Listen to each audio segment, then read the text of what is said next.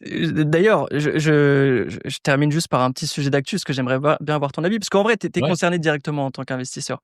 La taxe Zuckman, tu en penses quoi? Par contre, en fait, la taxe Zuckman comme réponse au déficit budgétaire actuel français, complètement débile. La vraie problématique, c'est que globalement, à partir du moment où on a sombré entre guillemets dans le keynésianisme dans les années 30, et à partir même du moment entre guillemets où l'impôt sur l'individu arrive en 1914, le niveau de taxe n'a fait que grimper jusqu'à atteindre son paroxysme dans les années, en gros, 70, où le taux de prélèvement obligatoire sur les sociétés dépassait les 60%, sur l'individu, après pareil, et où l'État était boulémique, où le niveau de corruption était à son paroxysme, peut-être qu'il l'atteint sous Mitterrand.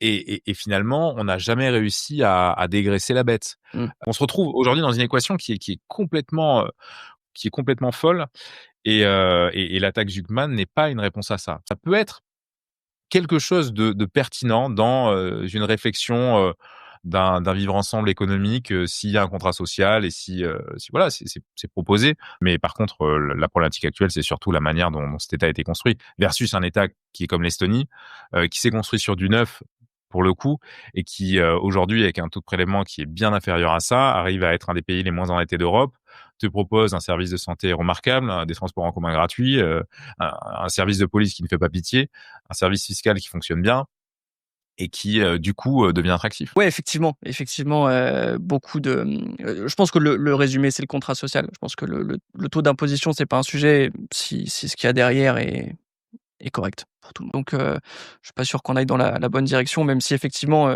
si l'idée, c'est un vivre ensemble où, les plus riches payent pour les plus démunis, il y a aucun souci.